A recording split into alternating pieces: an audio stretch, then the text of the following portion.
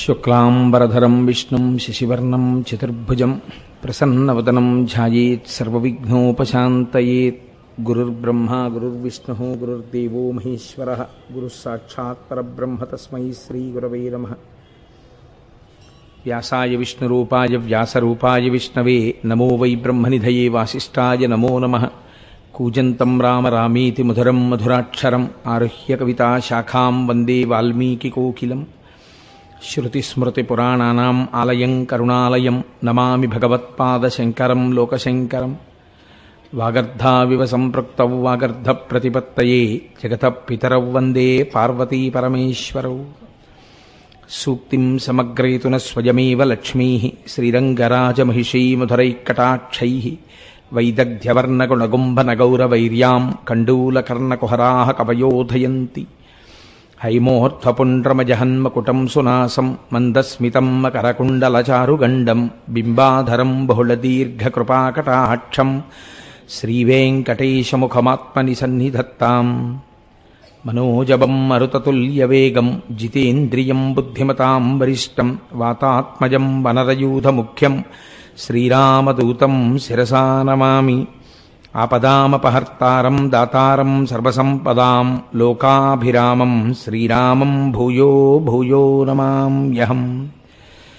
సింధూరారుణ విగ్రహాం త్రినయనాం మాణిక్యమౌళిస్ఫురత్తారానాయకశేఖరాం స్మితముఖీం ఆపీనవక్షౌరుహాం పాణిభ్యాం అళిపూర్ణరత్నచషకం రక్తోత్పలం బిభ్రతీం సౌమ్యాం రత్నఘటస్థరక్తచరణాం ధ్యాయేత్ పరేదంబికాం. హరి ఓం. పరమేశ్వర స్వరూపమైన సభకి నమస్కారం.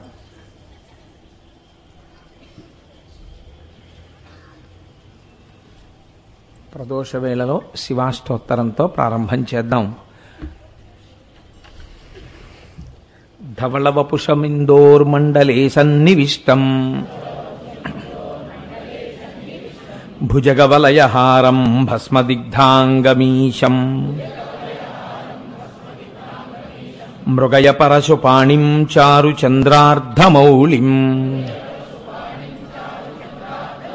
హృదయ కమల మధ్యే సంతతం చింతయామి. శివో మహేశ్వర శంభో పినాకీ శశిశేఖరః వామదేవో విరూపాక్షః కపర్దీ నీలలోహితః శంకరః శూలపాణిశ్చ ఖట్వాంగీ విష్ణువల్లభః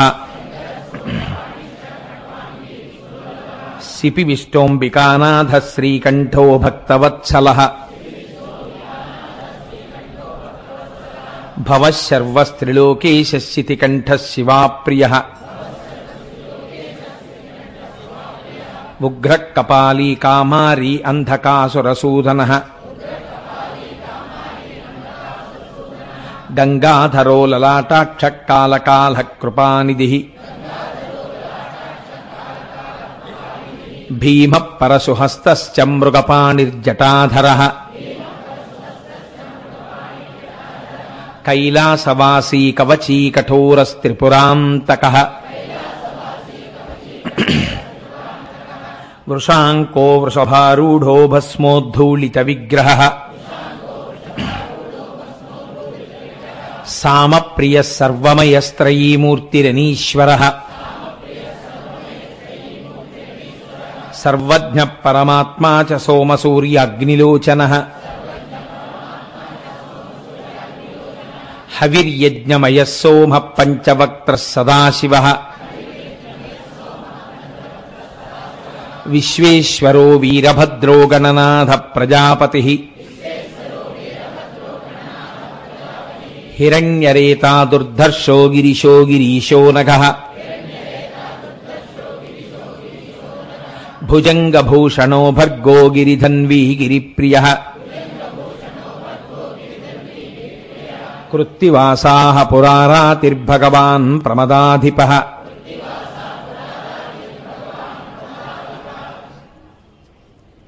మృత్యుంజయః సూక్ష్మతనుర్జగద్వ్యాపీ జగద్గురుః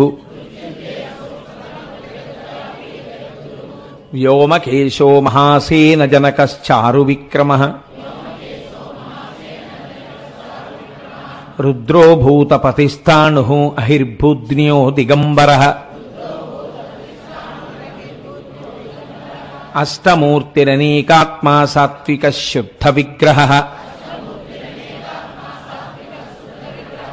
శాశ్వత ఖండపరశుః అజపాశ విమోచకః మృఢ పశుపతిర్దేవో మహాదేవో వ్యయో హరిః పూషదంతభిదవ్యగ్రో దక్షాధ్వర హరోహరః భగనేత్రభిదవ్యక్త సహస్రాక్ష సహస్రపాత్ అపవర్గ ప్రదోనంతఃస్తారక పరమేశ్వరః ఏవం శ్రీశంభుదేవస్య నామ్నామస్తోత్తరం శతం శ్రీశివాష్టోత్తరశతనామస్తోత్రం సమాప్తం.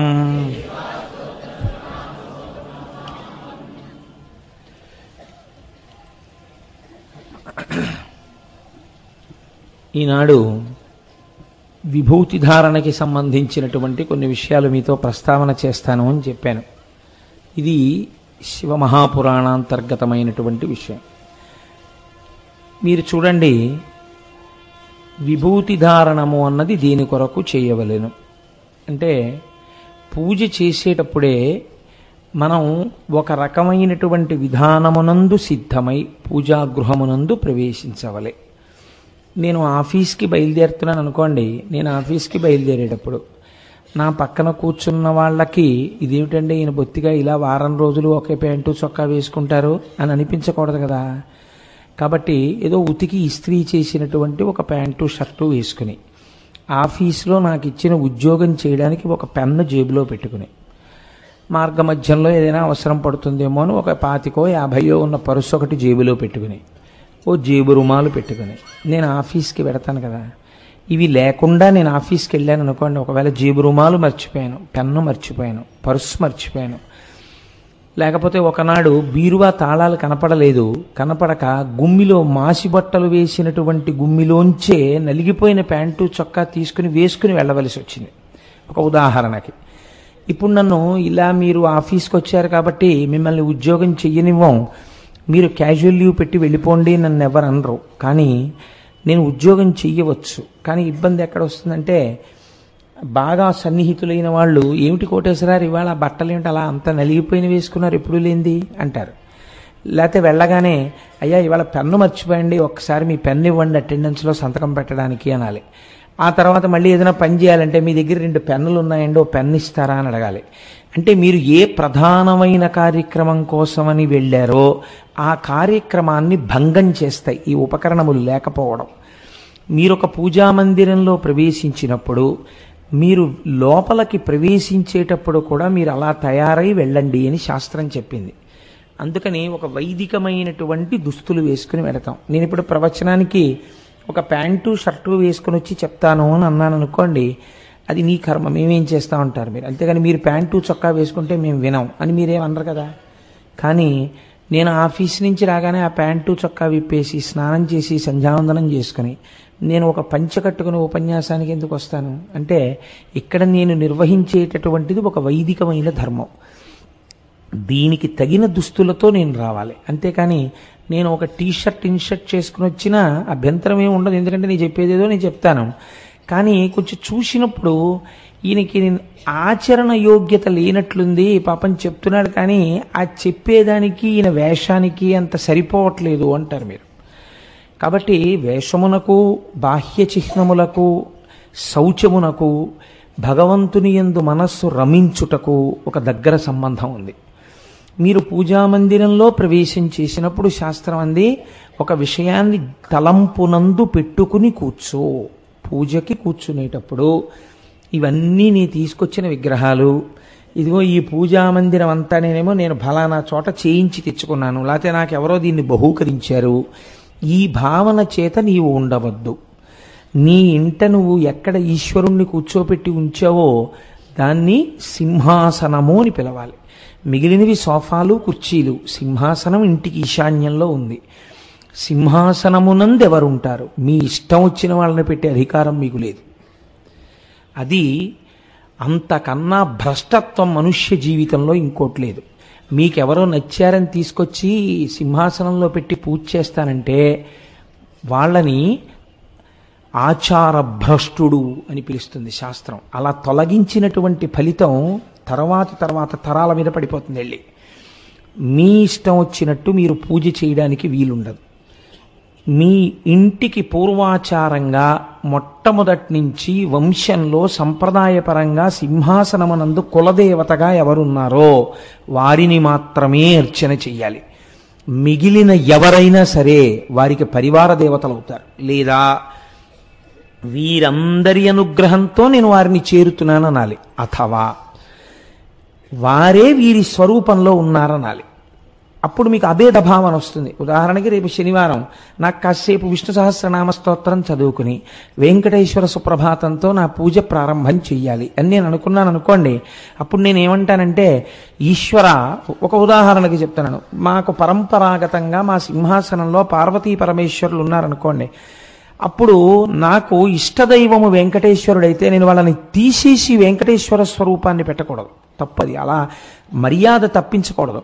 మీరు ఏం చేయాలంటే పార్వతీ పరమేశ్వరులను ఉంచుకుని చక్కగా ఒక వెంకటేశ్వరమూర్తిని కూడా పూజామందిరంలో పెట్టుకుని ఈ వెంకటేశ్వరుడు ఈ పరమేశ్వరుడు అభేదము, వీరిద్దరొక్కటే. ఈశ్వర, మిమ్మల్ని నేను ఇవాళ వెంకటేశ్వరుడిగా స్తోత్రం చేస్తున్నాను అని మీరు చెయ్యాలి. అప్పుడు అభేద భావనము అలవాటు అవుతుంది. తప్ప ఇది తీసేసి ఇంకోటి ఏదో పెట్టేస్తానంటే అది మర్యాద కాదు. అలా చెయ్యకూడదు కూడా పూజ. అది చాలా పెద్ద తప్పు శాస్త్రమనందు. అలా మీకు మార్చే అధికారం మీకు లేదు. అలాగే ఆడపిల్ల పుట్టింటి యందు ఎవరినైనా పూజ చేసి ఉండి ఉండవచ్చు. కానీ అత్తవారింటికి వెళ్ళిన తర్వాత అత్తవారింటి కులదైవం ఎవరో ఆ కులదేవతారాధనము కొరకు కావలసిన సామాగ్రిని సిద్ధం చేస్తుంది. ఆడపిల్లకైతే అసలు తేలికండి జీవితోద్ధరణం. పూజకి ముందైతే మంచి భర్త రావాలని ఈశ్వరుని ఆరాధన చేస్తుంది. పూజ ఆ అమ్మాయికి పెళ్ళి అయిపోయిన తర్వాత ఇంకా భర్త పరమేశ్వరుడు. అందుకే ఆడదానికి ఉన్న పుణ్యం పురుషుడికి ఉండదు ఖాతాలో. భర్తగారు సంధ్యావందనం చేసుకుని పూజ చేసుకుంటుంటే ఆవిడ టిఫిన్ చేసింది, ఆయన వచ్చి కూర్చుని టిఫిన్ తిన్నాడు. ఆయన ఎలా కూర్చుని తిన్నా ఆవిడకి అనవసరం, ఆవిడ టిఫిన్ చేసి పెట్టింది. ఈశ్వరుడికి పొద్దున్న ప్రాతకాల నివేదనం చేసిన ఫలితం ఆవిడ ఖాతాలో వేస్తారు. ఆవిడ మధ్యాహ్నం భోజనం వండి పెట్టింది, ఈశ్వరుడికి మహానైవేద్యం పెట్టిన ఫలితం ఆవిడ ఖాతాలో వేస్తారు. ఈయన మహానైవేద్యం పెట్టకుండా తిన్నాడు, ఈయన భ్రష్టుడు అని ఈయన ఖాతాలో వేస్తారు. ఈయన మహానైవేద్యం పెట్టాడు, ఇందులో సగం ఆవిడ ఖాతాలో వేస్తారు. మళ్ళీ అదో చిత్రం. అందుకే యోగ్యుడైన భర్త దొరికినటువంటి స్త్రీ జీవిత చరమాంకమునందు, అంటే శరీరం పడిపోయిన తర్వాత ఈయన కన్నా పుణ్యం ఆవిడ ఖాతాలో ఎక్కువ ఉంటుంది. కాబట్టి ఇప్పుడు మీరు లోపలికి వెళ్ళినప్పుడు ఒక భావన చెయ్యవలెను. సింహాసనమునందు ఏమా భావన? శం నిత్య సుఖమానందం ఇకార పురుష స్మృత వకార శక్తిరమృతం మేళనం శివ ఉచ్యతే. మనం శివ మహాపురాణం మాట్లాడుతున్నాం కాబట్టి శివశబ్దం గురించి మాట్లాడుతోంది శాస్త్రం. ఇందులో శివ అన్న మాటని మీరు శివుడు ఆ సింహాసనమునందు ఉంటే, శం నిత్య సుఖం ఆనందం, ఏది నిత్య సుఖమై ఆనందమై ఉన్నదో అది మనుష్య జన్మ యొక్క పరమ ప్రయోజనము. దానితో పాటు మీకు కొన్ని కోరికలు కూడా తీరవలెను. ఎందుకంటే మీరు గృహస్థాశ్రమమునందున్నారు కనుక. ఇకారః పురుష స్మృతః, కూర్చుని ఆరాధన చేస్తున్న వాడికి కావలసినటువంటి సమస్త కోర్కెలను తన సంకల్పమాత్రం చేత తీర్చగలిగినటువంటి సమస్త లోకాధీశుడైనటువంటి సృష్టికర్త, స్థితికర్త, ప్రళయకర్త ఏకరూపమును దాల్చి సాకారుడై ఇవాళ ఈ సింహాసనమునందు కూర్చుని ఉన్నాడు. వాడిని అర్చించుటకో నా శక్తి చాలదు. కానీ నేను ఒక్క 2 పుష్పములను ఆయన పాదముల మీద ఉంచితే ఆయన దయాళువు, కరుణా సముద్రుడు, ప్రీతి చెందుతాడు. ప్రీతి చెందితే ఏం చేస్తాడు? వకారః శక్తిరమృతం, ఆయన శక్తి అమృతము, అది తరగదు. ఇవాళ మా ఇంట్లో నాకేదో సుఖాన్ని ఇస్తే ఇవాళ కోటేశ్వరరావుకి ఇచ్చాను, రేపు మీకు ఇస్తానండి, ఇవాళ ఆయనకి ఇచ్చాను కదా మీకు ఇవ్వడం కుదరదా అనవలసిన అవసరం ఆయనకి లేదు. ఏకకాలమునందు కొన్ని కోట్ల మంది కోర్కెలను ఆయన తీర్చగలడు. కాబట్టి వకారః శక్తిరమృతం మేళనం శివ ఉచ్యతే. ఇలా అనంతమైన శక్తి స్వరూపుడై కోరుకున్న వాళ్ళ కోర్కెల్ని ఏకకాలమునందు ఇంతమంది కోర్కెలు తెలుసుకుని తీర్చగలిగినటువంటి సమర్థతతో కూడి ఉన్న ప్రభువునకు శివ అని పేరు. కాబట్టి ఆయన మంగళములను చేస్తాడు, శోభనం చేస్తాడు, శుభం చేస్తాడు. పూజ చెయ్యవలసిన అవసరం అసలు ఎందుకు వస్తుంది గృహస్థుకి? సరే, నేను మిగిలిన ఆశ్రమంని పక్కన పెట్టి మాట్లాడడానికి కారణం ఏమిటంటే వారికి కొన్ని పరిమితులు ఉన్నాయి పూజ యందు. కానీ అన్ని పూజలు వారు చేయవలసిన అవసరం లేదు, వారు జ్ఞానమునందు ఉంటారు అని శాస్త్రం నమ్ముతోంది. కాబట్టి గృహస్థుకి అలా కాదు. గృహస్థు 3 బాధలు తప్పించుకోవాలి అని కోరుకుంటుంటాడు. ఏమా 3 బాధలు? ఒకటి ఆధ్యాత్మికమైన బాధ. ఆధ్యాత్మికమైన బాధలు అంటే ఏదో శరీరమునందు జ్వరము వచ్చుట, లేకపోతే తన భార్యకి అనారోగ్యము వచ్చుట, తన బిడ్డలకు అనారోగ్యము వచ్చుట, తన ఇంటిలో ఉన్నటువంటి పశువులకు అనారోగ్యము కలుగుట. పశువుల్ని కూడా కలుపుతుందండి శాస్త్రం. ఎందుకో తెలుసా? రుద్రాధ్యాయం మాట్లాడుతూ ద్రాపేయంధస్పతే దరిద్రం నీలలోహిత అంటూ అస్మిన్ గ్రామే ద్విపదే చతుష్పదే పుష్టిం అంటుంది. ఇంట్లో ఉన్నటువంటి ఆవు జబ్బొచ్చి పడిపోయి ఉందనుకోండి, అది ఏమీ తింటలేదు, పుళ్ళు వేసేసింది, కాకులు పొడి చేస్తున్నాయి, దుర్వాసన వస్తోంది, నెత్తురు కారుతూ, ఇంట్లో ఉన్న యజమాని అన్నం తినలేడు, ఆవు అంత బాధపడుతుంటే. కాబట్టి చతుష్పదే మీదైనటువంటి ఆవు దూడ అన్నీ సుఖంగా ఉండాలి. ఇప్పుడు శరీరమును బాధించేటటువంటి జ్వరము, పుళ్ళు, దీర్ఘకాలిక రోగములు, ఇంటిలో ఉన్న ఐశ్వర్యమును అనుభవించడానికి ప్రతిబంధకమైన రోగములు, ఇవి రాకుండా ఉండాలి. ఇవి రాకుండా ఉండడం, ఉన్న ఐశ్వర్యాన్ని అనుభవించగలగడం ఈశ్వరీచ్ఛ. ఆయన అనుగ్రహము లేకపోతే ఉన్న ఐశ్వర్యము అనుభవైక వేద్యము కాదు. అందుకే మీరు కొంతమంది చూడండి, వారు బాహ్యమునందు ఐశ్వర్యము చేత ధనవంతులు, అనుభవము చేత దరిద్రులు. నేను ఈ మాట ఎందుకంటున్నానో తెలుసా అండి? ఒక్కొక్కరు చూడండి, తెల్లవారి నిద్ర లేస్తూనే ఓ 4 సెల్ ఫోన్లు ఇలా పెట్టుకుని, ఓ 2 ఫోన్లు పెట్టుకుని ఉంటారు. 8:30 వరకు 9 వరకు ఫోన్లు మోగుతూనే ఉంటాయి. ఇదెత్తి మాట్లాడతాడు, ఇదెత్తి మాట్లాడతాడు, ఇదెత్తి మాట్లాడతాడు, కాసేపు పేపర్ చదువుతాడు, ఏ 9:30కో ఎప్పుడో వెళ్తాడు, స్నానం చేస్తాడు. ఈలోగా అర్జెంటుగా వెళ్ళిపోవాలని గబగబా ప్యాంటు షర్టు వేసేసుకుంటుంటే ఓ 2 ఇడ్లీ తినండి అని ఆవిడ అక్కడ పెడుతుంది. పెడితే ఆయన నిలబడే ప్యాంట్ వేసుకుంటూ ఓ ముక్క, చొక్కా వేసుకుంటూ ఓ ముక్క, బెల్ట్ ఎట్టుకుంటూ ఓ ముక్క. ఆయనకి పాపం తిందామని ఉంది, భార్య చక్కగా ఉండగలదు, కానీ ఆయనకి తినడానికి టైం లేదు. కాబట్టి 2 ఇడ్లీ తినేసి ఓ గ్లాసుడు మంచినీళ్ళు తాగి వెళ్ళిపోతాడు. శాస్త్రం అంది వాడు దరిద్రుడే అంది. ఎందుకో తెలుసా? అనుభవమునకు రాదు ఐశ్వర్యం. అదే ఆ ఇంట్లోనే ఒక అతిథి ఉన్నాడు, దరిద్రుడు. ఆయన ఏదో పని మీద వచ్చాడు, ఏదో బంధువు కదా అని చెప్పి ఎల్లాళ్ళు ఉండమన్నారు. ఆయన చక్కగా 6 ఇడ్లీలు నెయ్యి వేసుకుని, 2 పచ్చళ్ళు, కారప్పొడి, సాంబారు వేసుకుని ఆవిడ పెట్టినవి చక్కగా తింటూ వదినా వదినా వదినా నోరారా పిలుస్తున్నాడు. ఆవిడికి లక్ష్మణమూర్తి జ్ఞాపకం వస్తున్నాడు. ఆయన సీతమ్మని చూసినట్టు చూసి మాట్లాడుతున్నాడు. చక్కగా ఆవిడ 3 పూట్ల చక్కగా పెడుతున్నారు. ఆయన నాకు సీతమ్మ తల్లి చేతి ప్రసాదం దొరికినట్టు దొరికిందంటున్నాడు. ఆయన పని అయ్యే వరకు ఉన్నాడు, తిన్నాడు, వెళ్ళాడు. ఈ నెల్లాళ్ళు ఆయనే ఈశ్వర్యవంతుడు అంది శాస్త్రం. మీరు కొంతమందిని చూడండి, నాకు కొంతమంది తెలుసు, ఇంట్లో అన్నీ ఉంటాయి, వాళ్ళు మాత్రం సరే వద్దులేండి, బాగుండదు.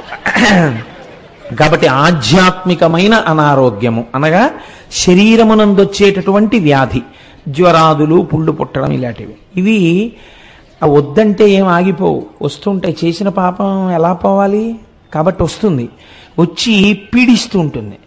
కానీ ఆ శాస్త్రం ఒక పెద్ద మినహాయింపు ఇచ్చింది. ఏమా మినహాయింపు అంటే, మూలఘాతి కాని పాపం ఉంటుంది. అంటే అది పడగొట్టేది శరీరాన్ని. శరీరంలో అనారోగ్యం ఉంటుంది, కానీ ఆయన ఆ ఇంట్లో ఉండగలడు, చక్కగా తిరుగుతూ ఉండగలడు, చక్కగా పూజ చేసుకోగలడు, 10 మందితో మాట్లాడుతూ ఉండగలడు. కానీ కొన్ని ఆయన చేయడానికి భయపడుతుంటాడు. ఆయనకి ఉంటుంది మనస్సులో, ఇంత చక్కగా ఆవకాయ అన్నం తిందామని, బీపీ ఉంది, తిన్నామంటే రీడింగ్ పెరిగిపోతుందంటారు డాక్టర్ గారు. కాబట్టి పాపం పిల్లలు తింటుంటే చూసి, ఒక్క ముద్ద పెట్టు నాకు చాలని చెప్పి చేతిలో ఒక్క ముద్ద పెట్టించుకుని ఆ ముద్ద తిని, బాబా ఆ సాయిబాబా గుడిలో కావాలంటే రేపు నేను సాంబ్రాణి స్టిక్స్ కొని ప్యాకెట్ ఒకటి తెచ్చి పెడతాను, ఈ అగరత్తులు వెలిగించకండాయా బాబు. కాబట్టి ఆ మనం అక్కడికి తీసుకొచ్చినప్పుడు భగవంతుని రోలకి భావతంత్రులు తెగిపోతాయి. తెగిపోతే వచ్చే ప్రమాదం ఇదే. అది ఆ ధార అలా వెళ్ళిపోవాలి తప్ప ఆ ధార మధ్యలో తెగిపోయిందంటే వస్తున్నటువంటి ఆ ధార పక్కకి వెళ్ళిపోతుంది. కాబట్టి ఆధ్యాత్మికమైనటువంటి అనారోగ్యము, అది కూడా మహాపాపం ఒకటి ఉందనుకోండి, మహాపాపము పుణ్యము రెండు ఉంటే ఏకకాలమునందు అనుభవిస్తాడు.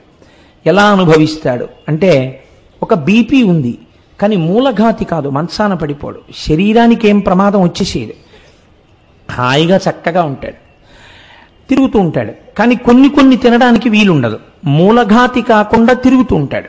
దీనిని శాస్త్రం అంటుంది ఆధ్యాత్మికమైనటువంటి ఇబ్బంది. రెండవది ఆదిభౌతికమైన ఇబ్బంది. ఆదిభౌతికం అంటే ఇంట్లో ఏవో కొన్ని మంచి మంచి వస్తువులు ఉన్నాయి, దొంగ ఎత్తుకుపోయాడు. ఇప్పుడు దొంగ తనకి రోజు అవసరమైనటువంటి ఒక హీరో హోండా మోటార్ సైకిల్ని ఎత్తుకుపోయాడు. ఎత్తుకుపోతే ఆదిభౌతికమైన కష్టం వచ్చిందా లేదా? వచ్చింది. కానీ తీసుకోగలిగినటువంటి సంస్కార బలం ఎలా ఉంటుందంటే, వాహనమును తీయడమా వాహిని తీసేయడమా అన్న స్థితి వస్తే ఈశ్వరుడికి ఒక్కొక్కసారి ఏం చేస్తాడంటే, వాహిని బ్రతికించి, అంటే వాహనం మీద తిరిగేవాడిని బ్రతికించి వాహనాన్ని తీసేస్తాడు. అలా కూడా ఉంటుంది గమ్మత్తు. ఎందుకంటే వాహనము వాహిని నిరూపిస్తుంది. ఇప్పుడు అక్కడ 50 కారు కనపడింది అనుకోండి, కారు దొరగారిది, కానీ ఆ కారు అక్కడ కనపడితే కోటేశ్వరరావు వచ్చేసారంటారు కదండి. కాబట్టి ఆ కారుకి కోటేశ్వరరావు గారికి దొరగారికి ఒక అవినాభావ సంబంధం ఉంది. దొరగారు సభలో కనపడ్డారనుకోండి, కోటేశ్వరరావు కూడా వచ్చేసి ఉంటారు. ఎందుకంటే దొరగారు వచ్చారంటే కోటేశ్వరరావు వస్తారు, ఇద్దరు కలిసే వస్తారు. దొరగారు వెళ్ళిపోయారంటే కోటేశ్వరరావు వెళ్ళిపోయారు. సాధారణంగా అలా దొరగారు వెళ్ళిపోయి కోటేశ్వరరావు ఉండడం, దొరగారు వచ్చి కోటేశ్వరరావు రాకపోవడం ఉండవు కదా, ఎప్పుడో ఏదో అసాధారణ పరిస్థితులలో తప్ప. కాబట్టి వస్తువులు వెళ్ళిపోవుట అంటే దొంగతనము చేయబడుట, ఇది కూడా బాధే కదండి. మాకు జ్వరం రాకపోతే పోయింది కానండి, ఎత్తుకుపోతే ఎత్తుకుపోయాడు పోన్లు ఎదురు అని చెప్పి ఊరుకుంటారేంటి? ఓ మోటార్ సైకిల్ పోతే ఎంత బాధగా ఉంటుంది. 50,000 రూపాయల మోటార్ సైకిల్ దిక్కుమాలండి, నాది ఎత్తుకుపోవాలా అని చాలా బాధపడతాం. అంటే వస్తువులు పోవుట, దీనివలన ఆది భౌతిక దుఃఖము అని పిలుస్తారు. మూడవది ఆది దైవిక దుఃఖములు. ఇవి మీరు మీ సమస్త శక్తులను ఒడ్డి ఆపలేనివి. ఇవి వస్తే ఒకరిని ఇద్దరిని బాధించవు. ఒక సునామీ, ఒక అంటువ్యాధి ప్రబలుట, ఒక పెద్ద అగ్నిహోత్రం అంటుకొనుట, లేకపోతే వరదలు వచ్చుట, అతివృష్టి, అనావృష్టి, వీటిని ఆదిదైవికములు అని పిలుస్తారు. ఈ మూడు కూడా ఈశ్వరానుగ్రహము లోపించడం చేత పూర్తి స్థాయిలో అనుభవింపబడతాయి. మీరు ఈ మాటను చాలా జాగ్రత్తగా పట్టుకోండి. పూర్తి స్థాయిలో అనుభవింపబడుట అంటే ఈశ్వర భక్తి లేదనుకోండి, భగవంతుని ఎడల భక్తితో లేకపోతే కష్టము ఎంత పూర్తి స్థాయిలో రావాలో అంత పూర్తి స్థాయిలో వస్తుంది. ఈశ్వర భక్తితో ఉన్నాడు, ఆ రోజున కళ్ళ మీద దెబ్బ తగలాలి, కళ్ళ జోడు విరిగిపోతుంది. కాసేపు ఏమైంది, ఒక గంట 2 గంటలో కళ్ళజోడు లేదు, కళ్ళజోడు విరిగిపోయింది. కాబట్టి ఇప్పుడు ఆయన కళ్ళు దేనికి చదువుకోవడానికి పనికిరావు, ఆయన చదవలేడేమీ. సాయంకాలం ఉపన్యాసం ఎలా చెప్పగలను? ఇవాళ కళ్ళజోడు విరిగిపోయింది, ఇంత తొందరగా ఈ కళ్ళజోడు మళ్ళీ రిపేర్ అవుతుందా అని బెంగెట్టుకున్నాడు. ఏమీ చదవడం కుదరట్లేదు, కళ్ళజోడు లేదు. గభాలన ముత్యాల సత్యనారాయణ వచ్చి కళ్ళజోడు బాగు చేయించి పట్టుకొచ్చి, ఇదిగోనండి బాగు చేయించానని ఇచ్చాడు. ఇది ఇవాళ యథార్థంగా జరిగిన సంఘటన. ఇప్పుడు మీరు కళ్ళజోడు పెట్టుకున్నారు, ఏమైంది? మీకు మళ్ళీ కళ్ళు వచ్చాయి. అంటే ఇవాళ మీ కంటి మీద ఏదో దెబ్బ తగలాలి, మీకు చూడ్డంలో ఇబ్బంది రావాలి కొంతసేపు. ఈశ్వరుడు ఏం చేస్తాడంటే, ఆయన అనుగ్రహం ఉంటే, వీడు నన్ను నమ్ముకుని శివమహాపురాణం చెప్పుకుంటున్నాడు, వీడి కళ్ళకి దెబ్బ తగిలితే ఉపన్యాసము చెప్పగలడా చూసి. కాబట్టి ఏం చేస్తాడు, కంటి వెంట నీరు కారుతూ చూడలేక చెప్పలేని స్థితి నుంచి గట్టెక్కించి ఒక 2 గంటల సేపు కళ్ళజోడు లేకుండా చేస్తాడు. ఇప్పుడు ఏమవుతుంది? ఓ 2 గంటలు మీకు పుస్తకం ఉండదు, కళ్ళజోడు లేదు ఎలా, కళ్ళజోడు లేదు ఎలా, కళ్ళజోడు లేదు ఎలా అని కళ్ళకే దెబ్బ తగిలితే ఎంత బాధపడాలో కళ్ళకి ఉపకరణమైన కళ్ళజోడు లేక అంత బాధపడతారు. తగ్గిపోయిందా లేదా దాని ప్రమాదం? తగ్గిపోతుంది. ఈశ్వరానుగ్రహం మిమ్మల్ని రక్షించేస్తుంది. ఇప్పుడు చెప్పండి, ఈ 3 కారణముల కొరకు మీరు పూజ చేయవలెనా, చేయనవసరము లేదా? చేసి తీరాలి. మీకేం తెలుసు? మీకు ఎట్నుంచి వస్తుందో దుఃఖం మీకు తెలియక్కర్లేదు. దుఃఖం మీకే రావక్కర్లేదు. మిమ్మల్ని బాగా ఆశ్రయించిన వారికి వచ్చిందనుకోండి, ఒక భార్యకో బిడ్డకో పశువుకో వచ్చినా తన మనసు ఖేదపడుతూనే ఉంటుంది కదా.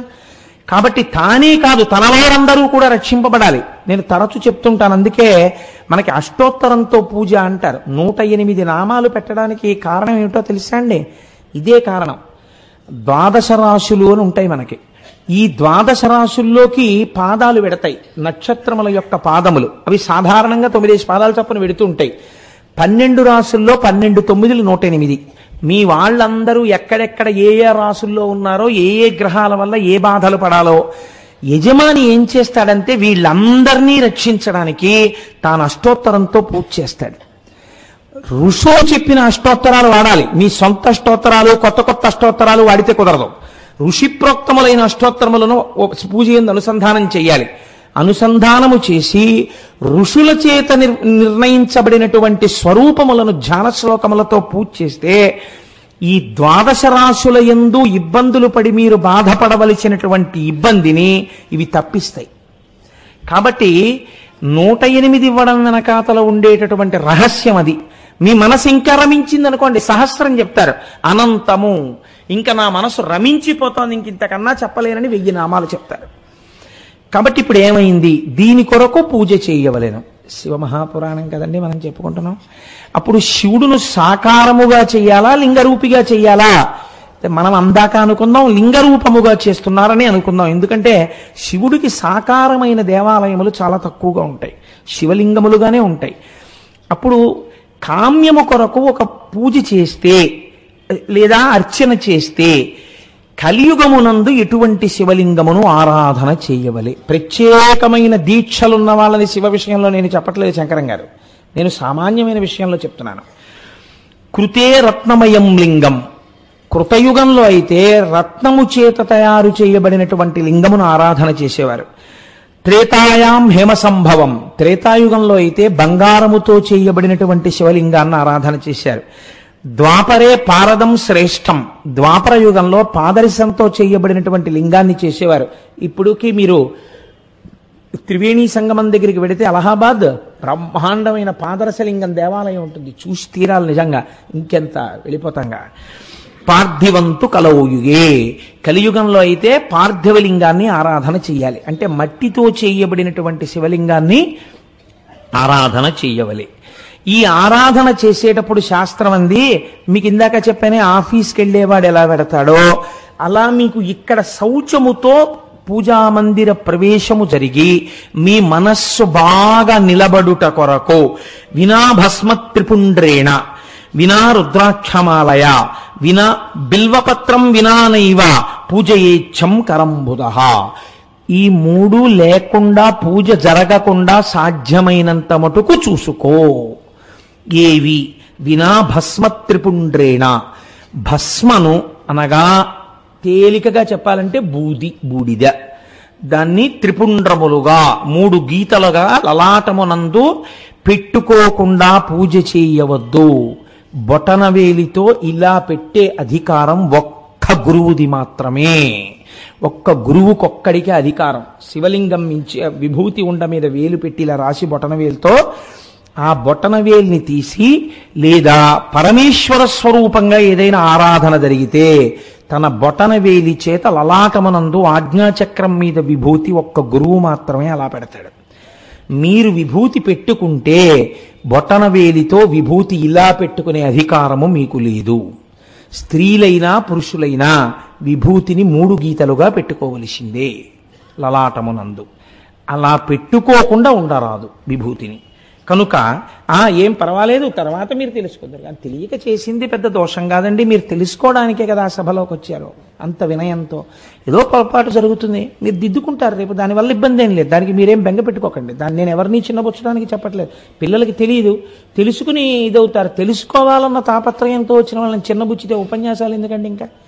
కాబట్టి నేను అలా ఎవరిని చిన్నబుచ్చడానికి మాట్లాడటలేదు. వినా రుద్రాక్షమాలయ, రుద్రాక్ష వేసుకోకుండా రుద్రాక్షమాల పూజ చేయరాదు. 3 బిల్వపత్రం వినానైవ, బిల్వపత్రము లేకుండా పూజ చేయడం అంత మంచిది కాదు. బిల్వపత్రములను సేకరించు. రోజు బిల్వపత్రాలు మాకెక్కడ వస్తాయండి అని అనుకోకండి.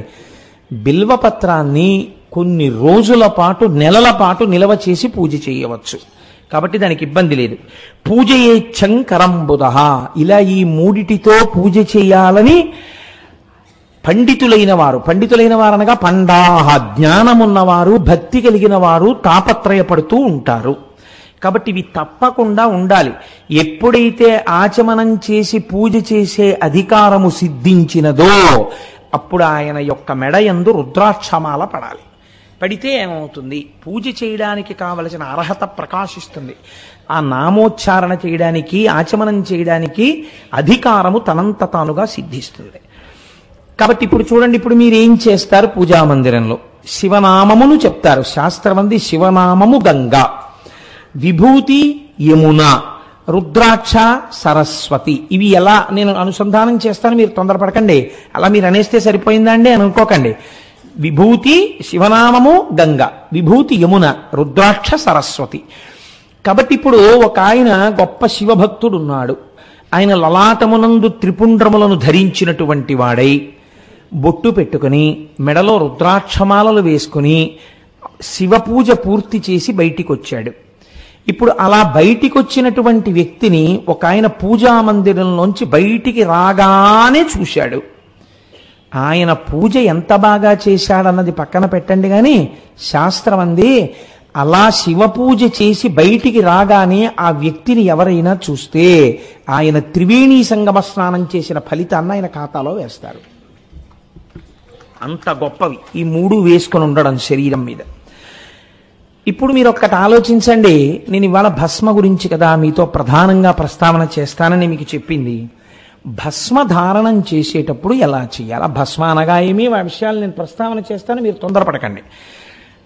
భస్మ ఎలా పడితే అలా పెట్టుకోవచ్చా అంటే శాస్త్రం అంది, మీరు నిద్ర లేవగానే యథార్థమునకు స్నానమయ్యేంత వరకు మీరు ఏ పదార్థమును పచ్చి గంగ కూడా త్రాగరాదు. అయితే ఇప్పుడు అవైదికం అయిపోయి రకరకాలు వచ్చాయనుకోండి, అసలు అలా ముట్టుకోకూడదు, తాగకూడదు. ఒకవేళ తాగితే ఆ ఫలితం ఎలా, ఆ పాపం ఎలా పోతుంది? ఎందుకు తాగితే అని ఇస్తారో తెలుసా అండి? కొన్ని కారణముల చేత శరీరము ఆ నీటిని తీసుకోవలసి వస్తుంది కొంతమంది. అలా తీసుకుంటే ఆ పాపం ఎలా పోతుంది అని అడిగారు. గాయత్రి చేత సాధ్యమైనంత తొందరగా అన్నారు. అంటే ఏదో ఒకటి స్నానం చేయకుండా తాగిన వాడు వెంటనే స్నానం చేసేసి పూజామందిరంలోకి వెళ్ళి సంధ్యావందనం చేసి గాయత్రి చేసుకోవాలి. గాయత్రికి అధికారం లేకపోతే మీ ఇష్టదేవతానామని చెప్పాలి, పూజ చేసుకోవాలి. కాబట్టి ఇప్పుడు విభూతి ధారణ చేసేటటువంటి వారు స్నానం చెయ్యకుండా ఎక్కడికో వెళ్ళవలసి వచ్చింది, చాలా తొందరగా వెళ్ళవలసి వచ్చింది. ఇప్పుడు విభూతి ధారణ స్నానం చెయ్యకుండా చెయ్యవచ్చా చెయ్యకూడదా అంటే శాస్త్రం అంది చేయవచ్చు. ఎలా చేయవచ్చు అంటే పొడి విభూతిని తీసుకుని లలాటమునందు ధరించవచ్చు. ఈ పొడి విభూతిని పెట్టుకుని వెళ్ళడం వెనకాతల రహస్యం ఏమిటో తెలుసా అండి? స్నానం చెయ్యలేదు శరీరం, కాబట్టి దీని అశౌచంతో ఉంటుంది. స్నానము చెయ్యనంతసేపు శరీరానికి అశౌచం ఉంటుంది. అశౌచంతో ఉన్నటువంటి శరీరం తొందరగా వ్యగ్రత కలిగినటువంటి ప్రాణుల చేత ఆవహింపబడుతుంది. అలా కాకుండా ఉండాలంటే రక్షణ హేతు ఉండాలి. అందుకని విభూతి పెట్టుకోవాలి. మీరు ఒకటి బాగా జ్ఞాపకం పెట్టుకోండి, చాలా మందికి ఒక దురభిప్రాయం ఉంటుంది, విభూతి పెట్టుకున్న వాళ్ళందరూ శైవులు అని. కాదు, విభూతి పెట్టుకున్న వాళ్ళందరూ శైవులు కారు. విభూతి వేదప్రోక్తముగా చెప్పబడినటువంటి విషయము. కాబట్టి శంకర భగవత్పాదులు శైవుల, శంకర భగవత్పాదులు షణ్మత స్థాపనాచార్యులు. ఆయన కన్నా విష్ణుభక్తుడు ఎవరూ ఉండడు. అంతటి విష్ణుభక్తులు శంకరాచార్యులు వారు. సరస్వతీదేవి అడిగింది, నువ్వు రాయవరయ్యా విష్ణు సహస్రానికి భాష్యమని. ఆయన భాష్యకర్త. ఆయన జీవిత ప్రారంభమే లక్ష్మీదేవి మీద కనకధారా స్తోత్రంతో ప్రారంభం.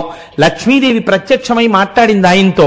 అటువంటి శంకరాచార్యులు వారు విభూతి పెట్టుకుంటే మీరు ఆయన వైష్ణవుడు అండి, ఆయన కేవల శైవుడండి అని మీరంటే మీరు పొరపాటు చేసినట్టు. విభూతి ధారణము కేవలము శైవులు చేయునది కాదు, విభూతి ధారణము వైదికము. బ్రహ్మమును తెలుసుకోవాలన్నవాడు, కొన్ని ఫలితాలు పొందాలనుకున్నవాడు, ఈశ్వరాభిముఖుడు కావాలనుకున్నవాడు ఎవరైనా భస్మధారణ చెయ్యవచ్చు. స్త్రీలు, పురుషులు, పిల్లలు ఎవరైనా సరే అందరికీ భస్మధారణ చేసే అధికారం ఉన్నది. అందరూ భస్మధారణ చేస్తారు. స్నానం చేయకుండా వెడుతున్నా పొడి విభూతి పెట్టుకుని వెళ్ళవచ్చు. సజల విభూతి పెట్టుకోకూడదు, అంటే తడి విభూతి పెట్టుకోకూడదు. స్నానం చేస్తే పూజ చేసుకునే ముందు విభూతిని గుండ చేసి పొడి చేసి ఎడమ చేతిలో వేసుకుని ఆ పొడి విభూతిని పెట్టుకొనరాదు. దాంట్లో కొద్దిగా 2-3 నీటి చుక్కలు వేసుకోవాలి. నీటి చుక్కలు వేసి ఇప్పుడు ఈ ఎడమ చేతిలో వేసినటువంటి విభూతి మీద కుడి చేతిని మూత పెట్టాలి. మూత పెట్టి ఆ విభూతి చేత మీకు కలిగేటటువంటి గొప్ప మాహాత్మ్యముల గురించి శబ్దశక్తి చేత మీరు దాన్ని అనుసంధానం చెయ్యాలి. ఎలా అనుసంధానం చెయ్యాలి అంటే, భూతిం భూతకరీ పవిత్రజననీ పాపౌఘ విధ్వంసని సర్వోపద్రవనాశిని శుభకరీ సర్వార్థ సంపత్కరీ భూత ప్రేత పిశాచ రాక్షస గణారిష్టాది సంహారిణీం తేజోరాజ్య విశేషమోక్షణకరి విభూతి సదాధార్యతాం అని చెప్పాలి. ఇది సమస్త పాపములను పోగొడుతోంది. ఇది నా శరీరమునందు అలది ఉండగా భూత ప్రేత పిశాచ రాక్షస గణములు నా ఇంట ప్రవేశించలేవు. అందుకే ఒక్కొక్క మహాత్ముడు ఇంట్లో తిరుగుతుంటే ఆయన యొక్క ఆరా, ఆయన యొక్క విభూతి ప్రకాశించినంత మేర ఉగ్రగణాలు ప్రవేశించవు. భూత ప్రేత పిశాచ రాక్షస గణారిష్టాది సంహారిణీం తేజోరాజ్య విశేషమోక్షణకరి, తేజస్సును నాకు ప్రసాదించగలిగినది, నాకు విశేషమైన ఐశ్వర్యమియ్యగలిగినది, నాకు మోక్షమియ్యగలిగినది ఈ విభూతి. కనుక నేను ఈ విభూతిని ధరించుచున్నాను అని చెప్పి తీసుకోవాలి. ఒకటి. లేదు, 2, వేరొక రకమైనటువంటి ప్రయత్నము చేత మీరు విభూతి ధారణ చేయవలసి ఉంటుంది అని శాస్త్రం అంది. అది అగ్నిరితి భస్మా వాయురితి భస్మా జలమితి భస్మా స్థలమితి భస్మా వ్యోమితి భస్మా సర్వగుంభమాయదుగుం భస్మా మనోవాంగ్మన ఇత్యేగాని చక్షుగంసి కరణాని భస్మాని అన్న మంత్రం చెప్పి అప్పుడు ఆ విభూతిని తీసుకుని మీరు లలాటమునందు ధరించవచ్చు. 3, బ్రహ్మచారి అయితే సాధ్యమైనంత వరకు ఓం త్రయంబకం యజామహే సుగంధిం పుష్టివర్ధనం ఉర్వారుకమివ బంధనాన్ మృత్యోర్ముక్షీయమామృతాత్ అన్నటువంటి మంత్రం చెప్పి ఆ సజల విభూతిని ధరించవలే.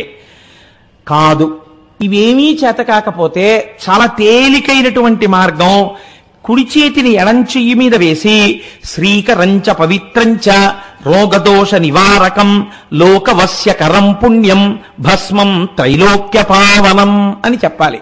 చెబితే శ్రీకరంచ, దీని ధారణ చేత నాకు ఐశ్వర్యము కలుగుతోంది. పవిత్రంచ, ఇది నన్ను పవిత్రుణ్ణి చేస్తోంది.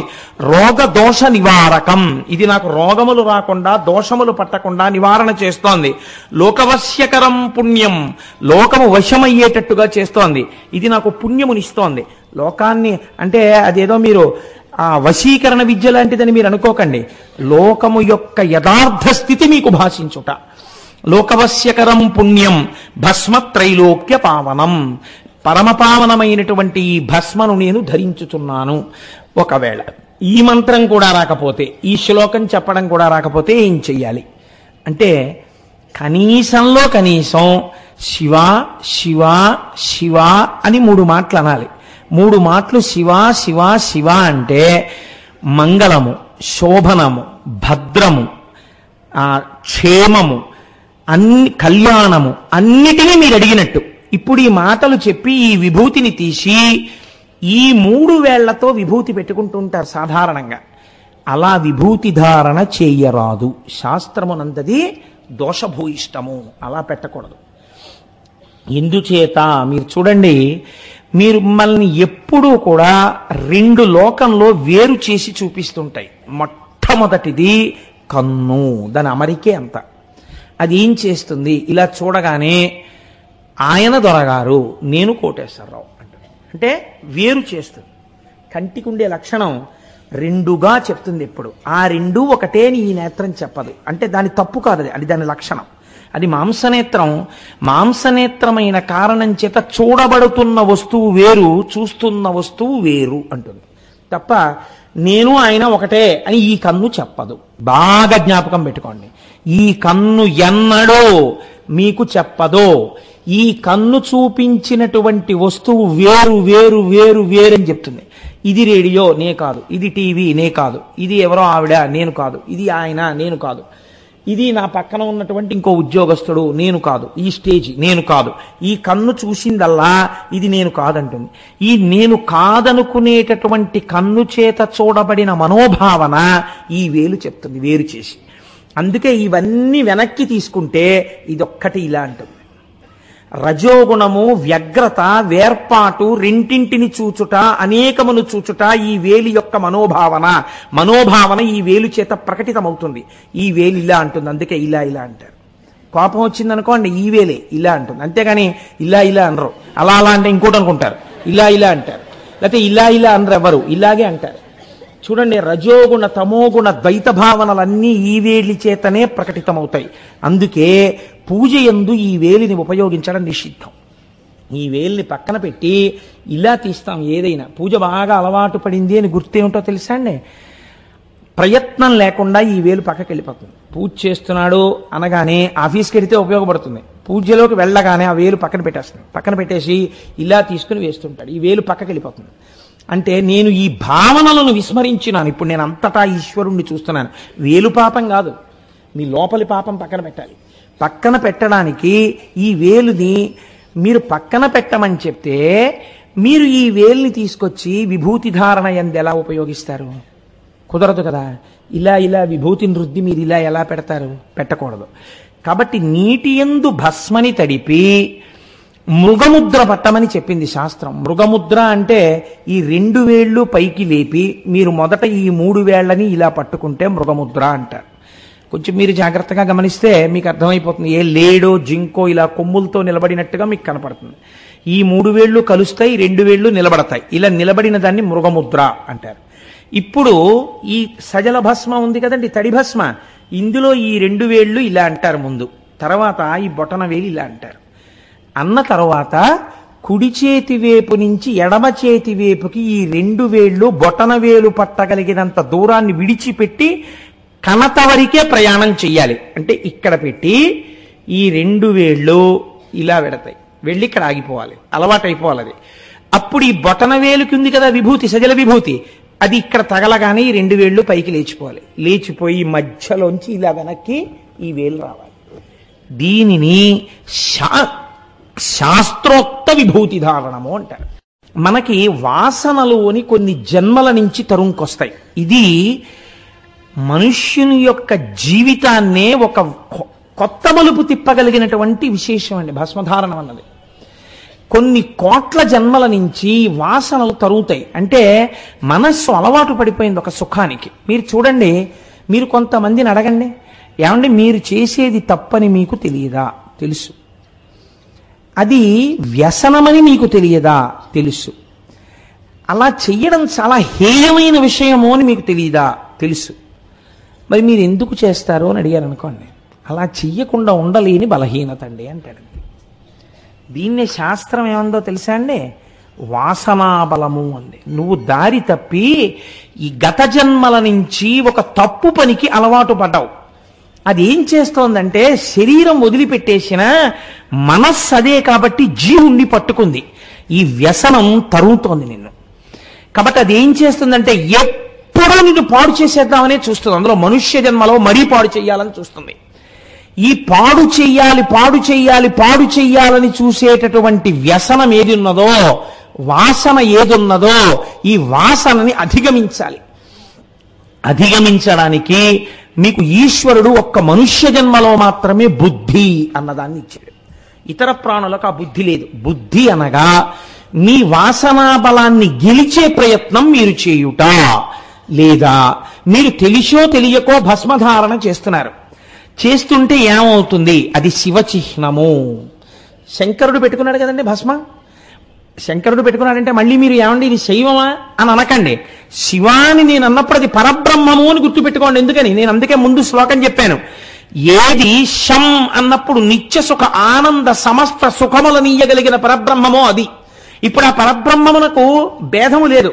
అటువంటి పరబ్రహ్మము సాకారముగా కనబడితే విభూతి ధారణ చేసి కనపడుచున్నది. అనేకమంది దేవతా స్వరూపాలు విభూతి ధారణ చేస్తాయి. శాస్త్రము ప్రకారం చాలా మంది దేవతలు విభూతి ధారణ చేసి ఉన్నట్టుగా మీకు తెలుస్తుంది. తర్వాత అనేకమైనటువంటి మార్గములు లోకంలో వచ్చి అనేక రకములైనటువంటి ఆ చిహ్నములను ధరించడం అనేది లోకంలో వచ్చింది. నేను దాన్ని తప్పు పట్టట్లేదు. అది ఎవరు చేసినా ఒక మంచి పనికే చేశారు, ఎవరు చేసినా ఒక తత్వాన్ని చూపించడానికే చేశారు. అందులో దోషం ఉందని కానీ ఇది గొప్ప అది తక్కువ అని కానీ నేను ఎంత మాత్రమూ ప్రతిపాదన చేయడానికి సిద్ధంగా లేను. కాబట్టి చూడండి, ఇప్పుడు ఆ విభూతి ధారణ చేస్తే మీకు ఉన్నటువంటి వాసనాబలమును మీరు గెలవగలిగిన సందర్భాన్ని ఈశ్వరుడు ఇస్తాడు. ఇదే పాపక్షయం అంటే. మీకు నేను ఒక ఉదాహరణ చెప్తాను. ఇంతసేపు నేను నోరు కొట్టుకుని అరిచే కన్నా ఒక ఉదాహరణ చెప్తే మీరు పట్టుకుంటారు. నిన్నటి రోజునో మొన్నటి రోజునో నేను అరుణాచలం గురించి చెప్తూ మీకు అరుణగిరినాథర్ గురించి చెప్పాను. సుబ్రహ్మణ్యేశ్వర స్వామి వారి యొక్క దర్శనాన్ని పొంది ఆయన సుబ్రహ్మణ్యుడి మీద స్తోత్ర రచన చేశారు అని. అరుణగిరినాథర్ జీవితం ఏమిటో తెలుసా అండి? ఆయన ఒక వేశ్యాపుత్రుడు. ఆ వేశ్య ఒక పురుషుడితో భోగించడం వల్ల అరుణగిరినాథర్ పుట్టారు. అదే వేశ్య వేరొక పురుషుడితో భోగించడం వల్ల వేరొక స్త్రీ పుట్టింది. కానీ ఆవిడ వేశ్య కనుక పురుషులు పితృత్వాన్ని అంగీకరించలేదు, భోగించి వెళ్ళిపోయారు. ఈవిడికి మాత్రం 2 పిల్లలు ఉండిపోయారు. కాబట్టి ఇద్దరు పిల్లలు ఈవిడ అమ్మ అని పిలిచేవారు, నాన్నలు వేరు. ఆ విషయం ఆ వేశ్యకి తెలుసు. ఈవిడ మరణిస్తోంది. వేశ్య మరణిస్తూ ఆడపిల్లని పిలిచి ఈ మగపిల్లవాడి చెయ్యి ఆ పిల్ల చేతిలో వేసి ఆవిడ ఒక మాట చెప్పింది. వీడు చిన్న పిల్లవాడు, వీడికి తెలియదు, నీ తండ్రి వీడి తండ్రి ఒకరు కాదు, నా శరీరము 2 పురుషుల చేత భోగింపబడింది.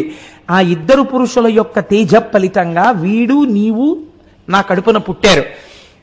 కానీ ఒక తల్లి బిడ్డలు కనుక నీ తమ్ముడిగా చూసి వాడిని ఆదరించు, చిన్నపిల్లవాడు వాణ్ణి రక్షించు అని వాడి చెయ్యి ఈవిడి చేతిలో పెట్టి ఆవిడ కన్ను మూసింది. వేసి అయితే ఆవిడికి మాతృప్రేమ ఉండదేమిటండి? కన్ను మూస్తే అక్కగారు ఎంతో కష్టపడి వాడిని పైకి తీసుకొస్తూ ఆవిడ చాలా ఐశ్వర్యాన్ని కలిగి ఉన్నటువంటి తల్లి. ఆవిడ అంతకుముందు తల్లిగారి వలన సంక్రమించింది. ఈయన పుట్టుకతో అపారమైనటువంటి స్త్రీలోలుడు. కారణం ఏమిటి?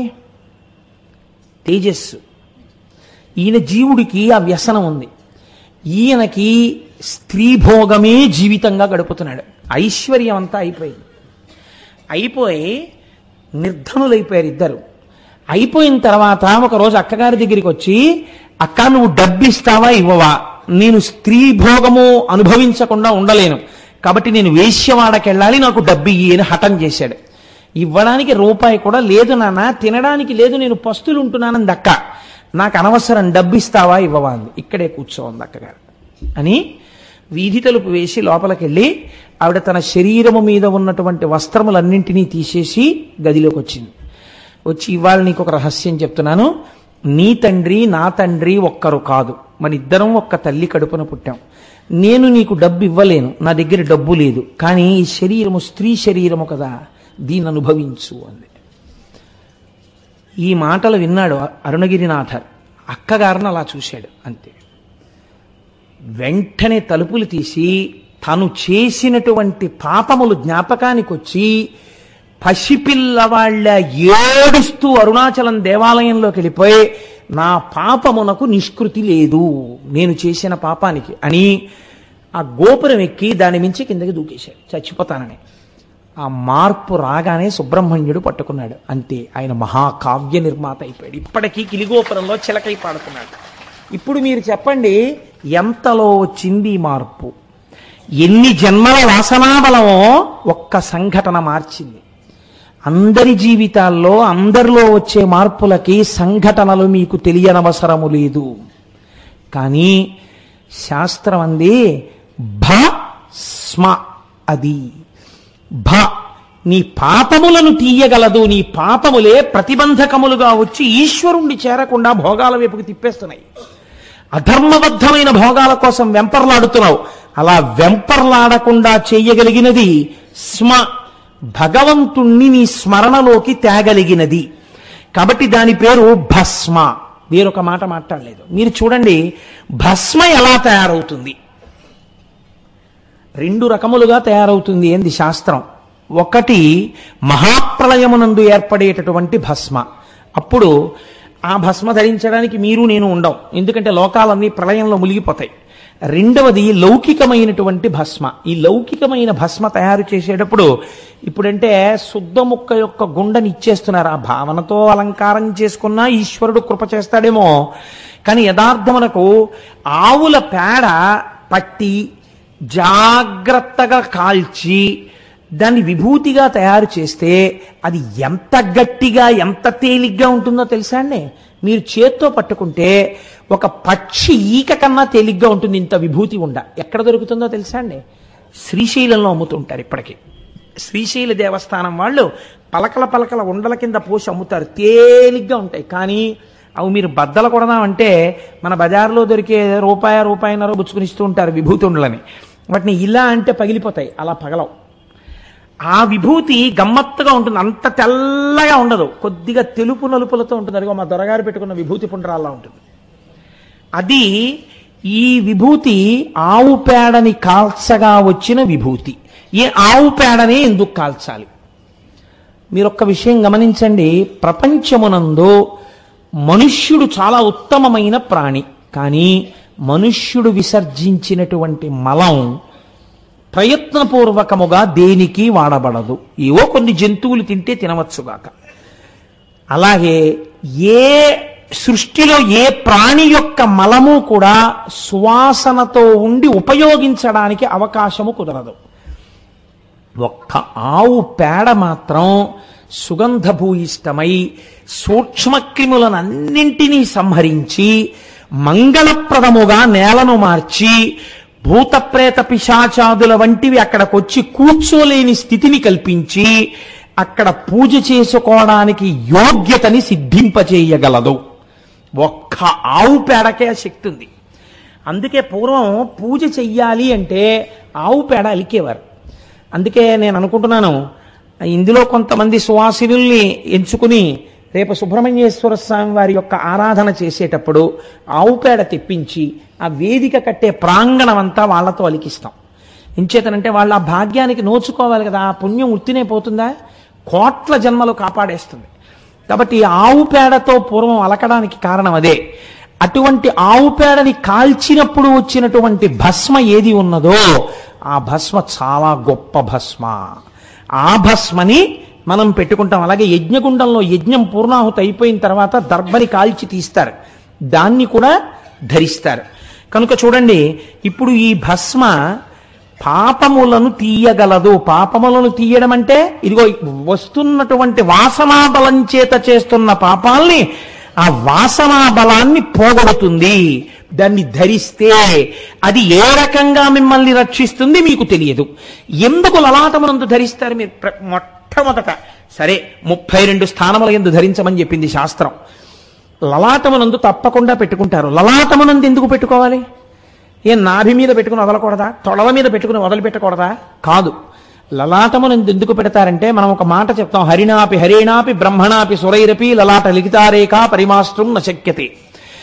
బ్రహ్మగారు నుదుటి మీద వ్రాసినటువంటి వ్రాత పోదు అని. కానీ పోగొట్టగలిగిన శక్తి దేనికిందో తెలుసా అండి? భస్మకు ఉన్నది. ఆ భస్మని ఇలా పెట్టుకుంటే త్రిపుండ్రములు అంటారు 3 గీతల్ని. ఈ పుండ్రం అన్న మాట ఎక్కడి నుంచి వచ్చింది అంటే మనకి పూర్వకాలంలో అసలు ఈ మాట దక్షిణ భారతదేశంలో లేదు. పరమాచార్య స్వామి ఒకసారి చెప్పారు, భజన సంప్రదాయము భగవంతుని యొక్క నామము అందరూ కలిసి గట్టిగా చెప్పడం అన్నది ఎక్కడో తెలుసా అండి?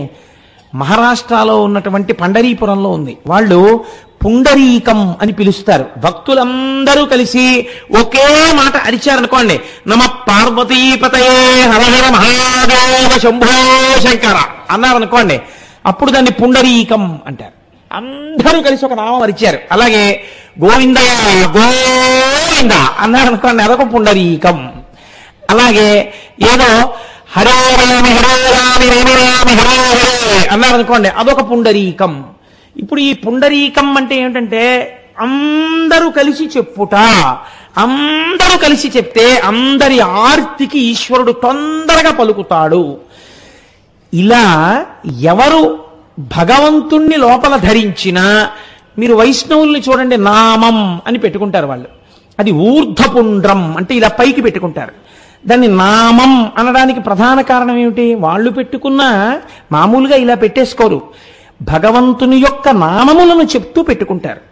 పెట్టుకోవడం చేత అది భగవంతుని యొక్క నామముల చేత పవిత్రమై మంచి భావనలు కలగాలన్న సద్బుద్ధితో వాళ్ళు పెట్టుకుంటారు.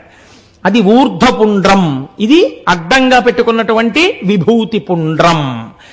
ఆ పుండరీకం పుండరీకం పుండరీకం కాలక్రమంలో ఏమైపోయిందంటే దక్షిణ భారతదేశానికి వచ్చేటప్పటికీ పుండ్రం అయి కూర్చుంది. కూర్చుని విభూతి పుండ్రం. ఇప్పుడు 3 రేఖలుగా పెట్టుకున్న దాన్ని విభూతి పుండ్రము అని పిలుస్తారు. అయితే మీరు చూడండి, ఈ విభూతికి ఒక మారు పేరు ఉన్నది. ఏమిటా పేరు? విశేషేణ భవతీతి విభూతి. మీకు విశేషముగా ఇయ్యగలిగినది. అలా ఇయ్యబడేదాన్ని మహదైశ్వర్యం అని పిలిచిన శాస్త్రం. విభూతికి మహదైశ్వర్యం, చాలా గొప్ప ఐశ్వర్యం అని పేరు. ఎందుకని అటువంటి పేరు వచ్చింది అంటే, ఈ సృష్టి అంతా ఇలా నామరూపాలుగా ఉంది. ఇప్పుడు ఈ కనపడుతున్నటువంటి ఇదేదో కడ్డీ పచ్చగా ఉన్నది, ఈ బట్ట తెల్లగా ఉన్నది, తివాచి ఎర్రగా ఉన్నది, నా పంచ తెలుపు ఎరుపులతో ఉన్నది. మీరు గమనించండి, 3 ఉంటాయి: నామము, రూపము, రంగు. 3 ఉన్నాయి కదండి ప్రతిదానికి. మీరు ఒక పేరు పెట్టి పిలిస్తే దానికి ఒక రూపం ఉంటుంది. చీమ అన్నాను అనుకోండి, పులి గుర్తురాదు కదా. అబ్బో చీమ వస్తోందంటే లేచి పారిపోరు కదా. చీమ అంటే ఇంత చిన్నది వస్తూ ఉంటుంది, గుర్తుపడతారు. చీమ, నేను పేరు చెప్పగానే, నామం చెప్పగానే రూపం గుర్తొస్తుంది. నల్ల చీమ ఎర్ర చీమ అంటారు. ఎర్ర చీమే అమ్మో కుడుతుంది రోయ్ అంటారు. కాబట్టి ఇప్పుడు ప్రతి పదార్థమునందు నామ, రూప, రంగు 3 ఉన్నాయి ప్రధానంగా, ఈ కంటిని ఆకర్షించేవి. మీరు మనస్సుతో పిలవగానే మీరు చూడండి, ఈ 3 ఎందులో పడినా పోయే అవకాశం ఉందా? నీటిలో పడిపోయింది ఒకటి, పాసిపోవచ్చు, కానీ దాని అస్తిత్వము పోకపోవచ్చు. అగ్నిలో పడిపోయింది ఒక కర్ర, పడిపోతే కర్ర రూపంలో కాలిపోతుంది. ముందు కాలిపోయిన తర్వాత కర్రకున్న గోధుమ రంగు పోయి నల్లగా అయిపోతుంది. ఇప్పుడు అది ఇంకా కాలిపోయింది అనుకోండి, ఏమైపోతుంది? తెల్లటి భస్మ అయిపోతుంది. ఇప్పుడు నామం ఉందా? కర్ర లేదు. రూపం ఉందా? కర్ర రూపం లేదు. కర్రకున్న రంగు ఉందా? లేదు. అందులో చీమ పడిపోయింది. నామ, రూప, రంగు ఏమయ్యాయి? తెలుపులోకి వెళ్ళిపోయాయి. 3. ఒక మనిషి పడిపోయాడు అగ్నిగుండంలో, ఏమైపోయాడు? అంతే, ఈ 3 పోయే భస్మే అయిపోయింది. ఏది పడిపోతున్నా ఆఖరికి ఏమైపోతోంది? అదే అయిపోతుంది, భస్మ అయిపోతుంది. భస్మం తీసుకెళ్లి మీరు ఇంకొక అగ్నిహోత్రంలో పారేశారు, ఏమవుతుంది? అంతే, భస్మగానే ఉంటుంది. అంటే ఏది చిట్ట చివర మిగిలిపోతున్న సత్య వస్తువో ఆ సత్యమే భస్మ. ఇప్పుడు భస్మ ధారణమును చేశాడు, సత్యము గోచరిస్తుంది. ఇది లలాటమునందు ధరించడానికి కారణం. ఏది సత్య వస్తువో సత్యం శివం సుందరం. ఆ సత్యము శివము, ఆ శివము సుందరము, అది పరమాత్మ. బుద్ధి దాని వైపుకి వెడుతుంది. ఇప్పటి వరకు లౌకికంగా ఉన్నది అటువైపుకి వెడుతుంది. వెడితే లోపల దాన్ని పట్టుకోవడానికి ఉపాసన ప్రారంభమవుతుంది. కాబట్టి ఇప్పుడు దేని కొరకు అంటే, ఇది భస్మ అగ్ని చేత తప్తమైనది. మీరు రెండో విషయాన్ని ఆలోచించండి. శ్రీకరంచ పవిత్రంచ అంటున్నారు మీరు. పవిత్రం ఎలా అయినది అంటే, సమస్త దోషములు పోతే కదండి పవిత్రం అంటాం. ఏదైనా దోషం ఉందనుకోండి, ఆ దోషం పోతే పవిత్రం అంటాం. నాకేదో కడుపులో బావులేదు, శుద్ధమైన నీళ్లు తాగాలి అనుకున్నాను. ఏ నీళ్లు తాగుతాను? నీళ్లు బాగా కాచి చల్లార్చుకుని తాగుతాను. నీటిని కాచేయగానే శుద్ధమైపోయాయి అంతే. అగ్ని సంపర్కం తగిలితే అది శుద్ధమైపోయింది. బంగారమును తీసుకెళ్లి అగ్నిలో వేశారు, శుద్ధమైపోయింది. మీకు ఏదైనా వస్తువు అగ్నికి తగిలింది అనుకోండి, శుద్ధమైపోతుంది. ఒక గడుసరికి ఒక మాట రాశాడు, అసలు లంకాదహనం హనుమెందుకు చేశారో తెలుసా మీకు అన్నాడు ఆయన. ఆయన ఆరాధ్య దైవమైన రామచంద్రమూర్తి వస్తున్నారు కనుక ఇంతమంది పాపులు తిరిగిన లంక ఆయన కాలు పెట్టడానికి యోగ్యంగా ముందు అగ్నితో ఒకసారి తప్పం చేసి శుద్ధి చేశాడు ఆయన అన్నారు. కాబట్టి అగ్ని శుద్ధి కార్యము, అగ్ని చేత శుద్ధి జరుగుతుంది. కాబట్టి ఇప్పుడు అగ్ని సంపర్కము కలిగినది విభూతి కదండి. విభూతి ఎందే ఉంది, అగ్ని సంపర్కం ఉంది, అగ్ని చేత కాలిపోయి ఉండిపోయింది అది. ఇప్పుడు దాన్ని మీరు ధరిస్తే మీ ఎందేది ప్రకాశిస్తుంది? జ్ఞానాగ్ని ప్రకాశిస్తుంది. ప్రకాశించడానికి యోగ్యముగా మీరు మీ ఉపాధిని సిద్ధం చేస్తున్నారు. కాబట్టి దీన్ని ఋతుమంతమును చేస్తున్నారు. సత్యం తెలుసుకోవడానికి మీరు దీన్ని వాడుతున్నారు. ఈ లోకాలన్నీ లయమైపోతే ఏముంది?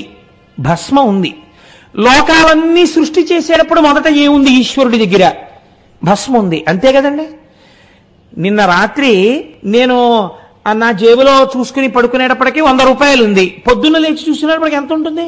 వడ్డీ ఏముండదు, 100 రూపాయలే ఉంటుంది. Closing balance, opening balance. కాబట్టి నిన్న ఈశ్వరుడు లోకాన్ని లయం చేస్తే నిన్న లోకం లయం అయిపోయేటప్పటికి ఏముంది? భస్మ ఉంది. సృష్టి మొదలెడదాం అనుకున్నాడు, ఏముంది? భస్మ ఉంది.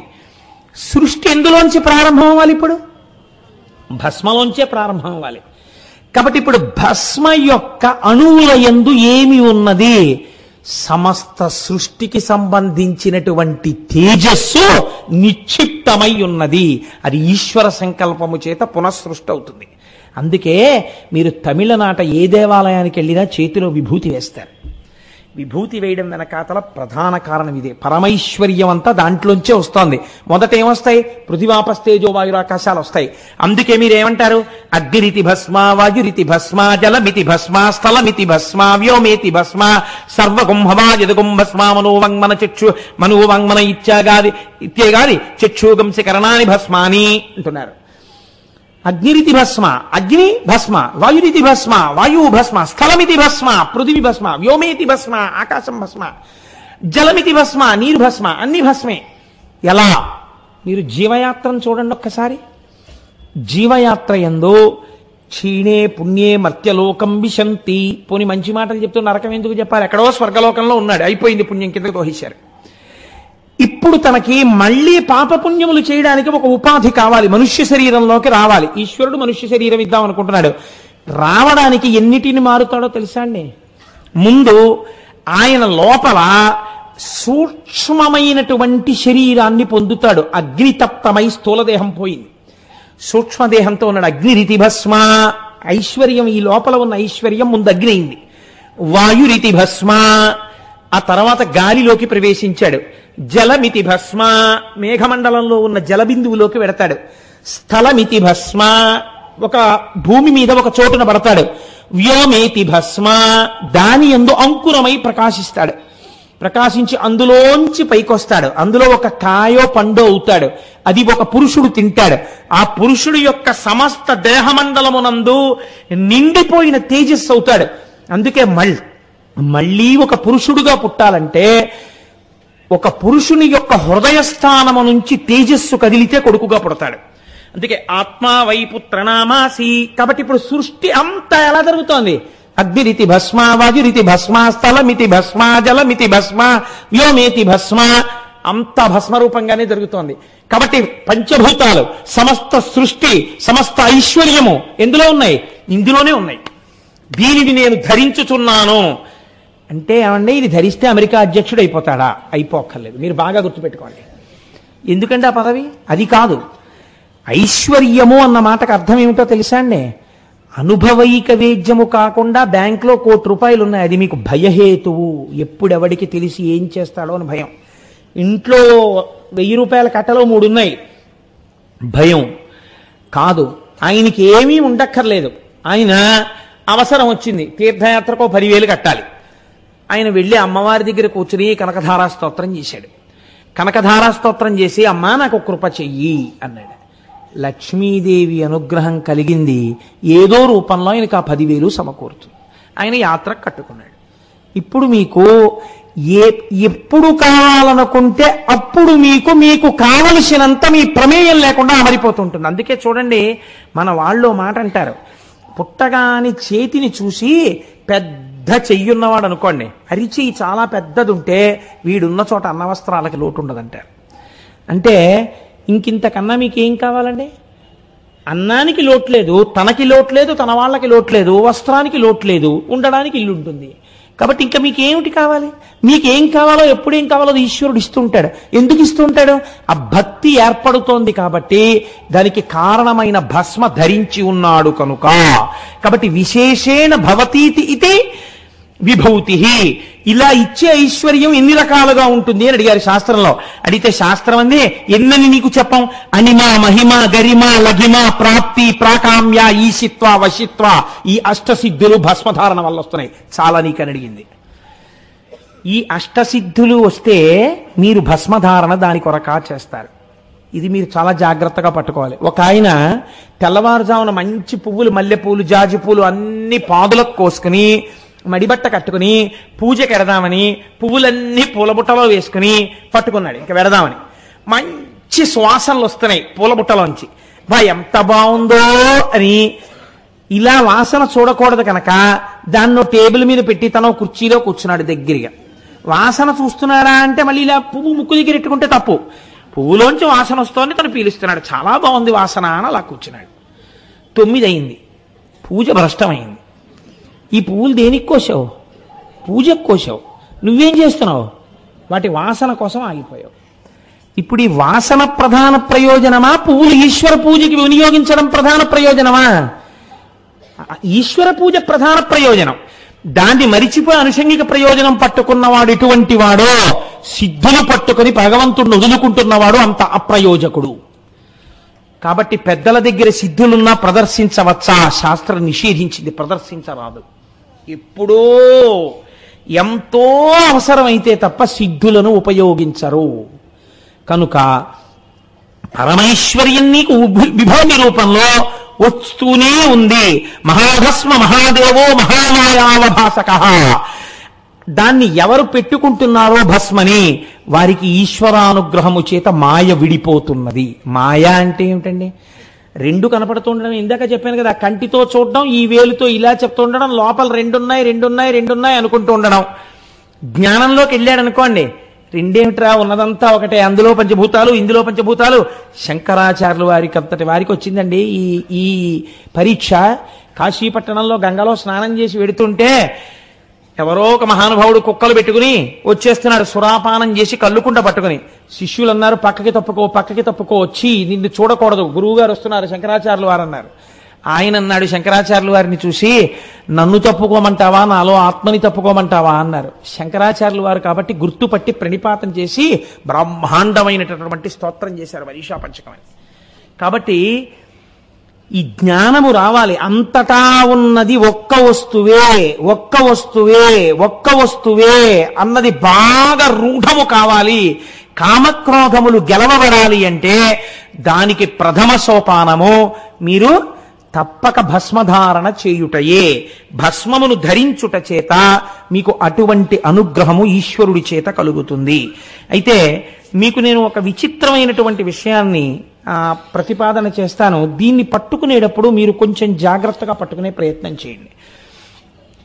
ఒక వ్యక్తి లలాటమునందు విభూతి పెట్టుకుని, కంఠమునందు విభూతి పెట్టుకుని, ఇంత బొట్టు పెట్టుకుని, ఈ చేతుల మీద అక్కడ విభూతి పెట్టుకుని ఉన్నాడు. మీరు వెంటనే ఏమంటారు? ఆయన్ని చూడగానే ఓ తెల్లవారకట్ట మీరు లేచేటప్పటికీ ఒక ముసాలైన అన్ని విభూతి రేఖలు పెట్టుకుని వచ్చి గుమ్మం ముందు నించుని, అమ్మా కోటేశ్వరారే ఫ్లాట్లో ఉంటారమ్మా ఇక్కడ అని అడిగారు. అడిగితే వాడు అక్కడక్కడ ఉంటాడండి అంటారా? వెంటనే మీ మనస్సులో ఆయన్ని చూడగానే ఏ భావన వస్తుంది? ఏమొస్తుందండి? అయ్యో బాబోయ్, అచ్చు పరమశివుల్లో ఉన్నాడండి. పొద్దున్నే చూసేటప్పటికి తెల్లగా మనిషి, ఆ విభూతి రేఖలు, ఆ శంకరుడు జ్ఞాపకానికి వచ్చాడండి ఆయన్ని చూడగానే అంటాం కదండి. విభూతి ధారణ చూసేటప్పటికి శంకరుడు జ్ఞాపకానికి వస్తాడు మనకి. మీకు ఒక మనిషిని చూడగానే ఈశ్వర చిహ్నము చేత ఈశ్వరాంశ ప్రకాశిస్తోంది కదా. మీరు బాగా ఒక విషయాన్ని గుర్తుపెట్టుకోండి. ఇది మీరు పట్టుకోగలిగితే మీరు జీవితంలో ఒక ధన్యతని పొందుతున్నట్టు. అన్నిటికన్నా చాలా ప్రధానమేది జీవితంలో?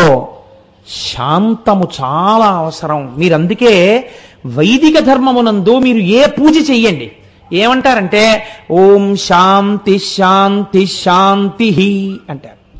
ఆ శాంతిని కోరుకుంటారు. ఇది ఎక్కడి నుంచి ఎక్కడి వరకు? ఎంత పెద్ద పదవిలో ఉన్నవాడైనా ఏం కోరుకుంటాడంటే శాంతినే కోరుకుంటాడు.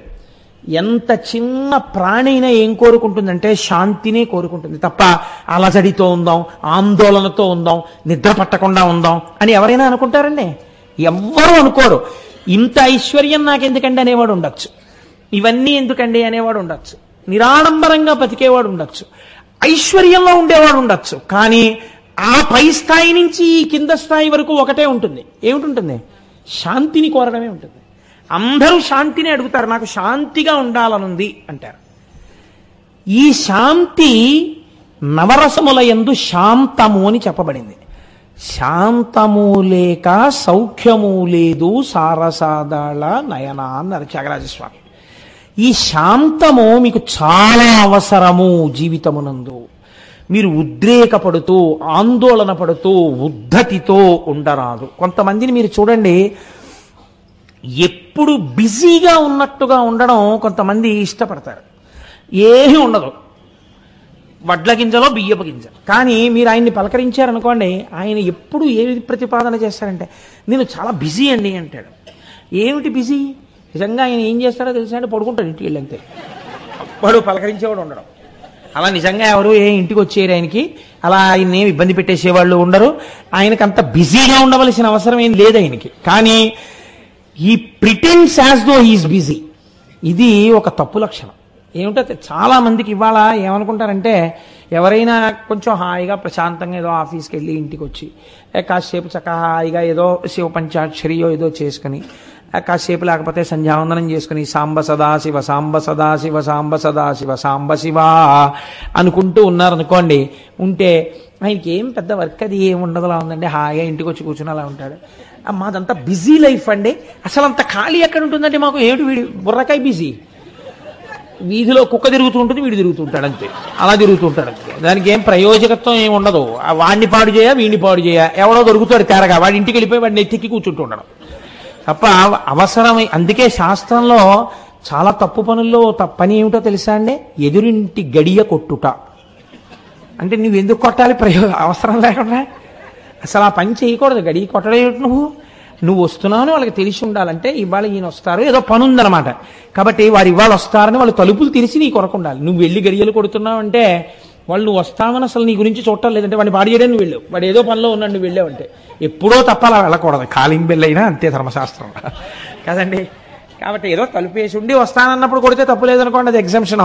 అలాగని నేను నిజంగా ఎవరినైనా రమ్మన్న వాళ్ళు ఇలా అన్నాడు కదా అంటే వెళ్ళిపోకండి, రమ్మన్న వాళ్ళైతే. కాబట్టి ఈ బిజీ అన్న మాట ఒక తప్పు మాట. మీకు నేను మాట చెప్పనండి, ఈ కృతకమైనటువంటి బిజీకి అలవాటు పడితే ఏమవుతుందంటే అందులోంచి బి వస్తుంది. బి అంటే తేనెటీగ. తేనెటీగ బిజీ ఒకటే. ఏమిటి దాని పని? అన్ని పువ్వుల మీద వాడడం, తేనె తాగడం. ఈయన పని కూడా అంతే. ఎప్పుడు ఏం తెద్దామని చూస్తుంటాడు. అక్కడికెళ్ళా ఇక్కడికెళ్ళా ఇక్కడికెళ్ళా అక్కడికెళ్ళా. అపరిగ్రహము అని ఒక మాట ఉంది. నీకు కావలసిన దానికన్నా అనవసరమైన దానికి వెంపర్లాడకు. మీరు ఎప్పుడూ ఒకటి గుర్తుపెట్టుకోండి, మీకు కావలసినంత ధనాన్ని మీరు ఖర్చు పెట్టుకోకపోతే మీరు స్వయం ద్రోహులు, మీకు మీరు ద్రోహం చేసుకున్నవారు. మీకు కావలసిన దానికన్నా ఎక్కువ ఖర్చు పెట్టిన వాడు భవిష్యత్ తరములకు ద్రోహము చేసినవాడు. వాడికి ఉండవలసిన రూపాయి మీరు తినేశారు. ఈ రెండిటికి మధ్యలో సమతౌల్యం పాటించాలి. ఏదైనా సరే, అడుగు తీసి అడుగేసినా సరే, ఓ మాట మాట్లాడినా సరే. కాబట్టి ఇప్పుడు ఏమైంది? ఆ బి, ఆ తేనెటీగ ఏం చేస్తుంది? అన్ని పువ్వుల దగ్గరికి వెడుతుంది, తేనెట్టుకొస్తుంది.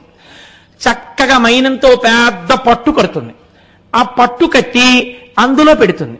అందులో పెట్టి ఆ గదులన్నీ మోస్తుంది. ఇదంతా ఏంటి? ఓ తిరుగుతుండడం, అక్కర్లేని పని చేస్తున్నాం. తేనె పట్టు తేనెటీగా ఉన్నాయనుకోండి, 4 పువ్వులు కోసుకుందామని వెడదామనుకున్న వాడికి కూడా భయమే. దీనివల్ల ఇది మీద పడుతుందో కరుస్తుందో ఏమిటో అని. ఆ తేనెటీగ యొక్క లక్షణం ఎలా ఉంటుందంటే, పురాణ ప్రవచనములకు సెల్ ఫోన్ జేబులో పెట్టుకొచ్చి అస్తమానం మోగుతున్నా కట్టాలన్న ఇంగిత జ్ఞానం లేని వాళ్లే ఉంటుంది. కాబట్టి అది ఎందుకది ఇంకోని పాడు చేయడానికి పనికొస్తుంది. తేనెటీగ కూడా అందుకే పనికొస్తుంది.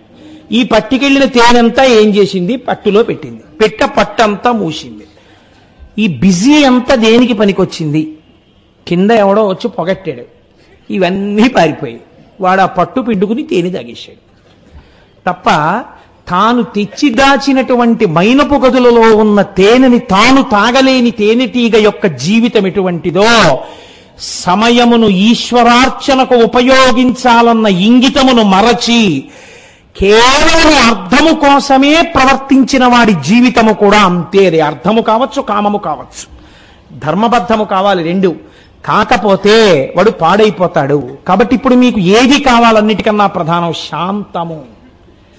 ముందసలు మీరు ఏ పని చేస్తున్నా మీరు చక్కగా శాంతంగా కూర్చోడానికి మీరు అలవాటు చేసుకోవాలి. అందుకే బ్రాహ్మీ ముహూర్తాన్ని పూజ ఎంచుకుంది, ఇంకొక పనికి కుదరదు. ఆ టైంని బార్ చేసి పెట్టేసింది అంతే.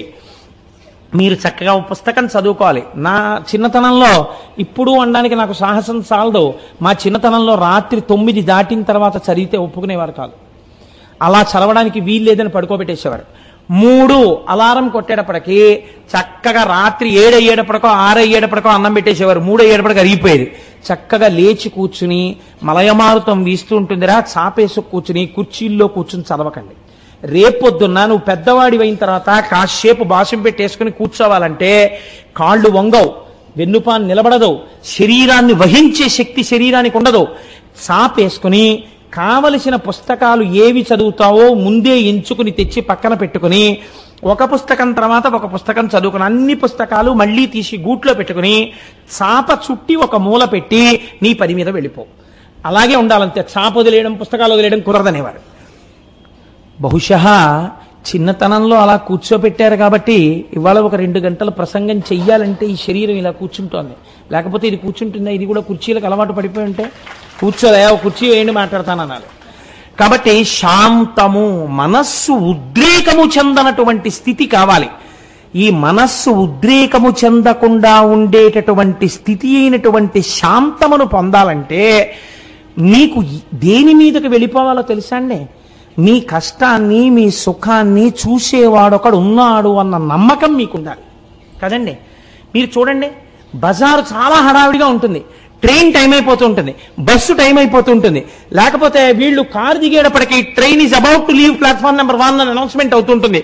తండ్రి ఒరే రా రా కొడుకు చెయ్యట్టుకు లాక్కెళ్ళిపోతుంటాడు. నానా బిస్కెట్ల ప్యాకెట్ కొన్నా, బిస్కెట్ల ప్యాకెట్ కొని అంటాడు కొడుకు. ఎందుకంటాడు? వాడికి ఏం బెంగలేదు, ఆ ట్రైన్ ఎక్కించడం వాళ్ళ నాన్న పూచి. అయితే నువ్వు కొడుకుని 7 వదిలేసి వెళ్తాడు తండ్రి. చచ్చినట్టు ఎత్తుకుని పట్టుకెళ్ళాలి వీడిని హఠం చేస్తేను. అందుకని ఒక యోగక్షేమాలు చూసేవాడు ఉన్నాడు అనుకోండి, వీడు ఎంత హాయిగానైనా కూర్చుంటాడు. పసితనం అదే.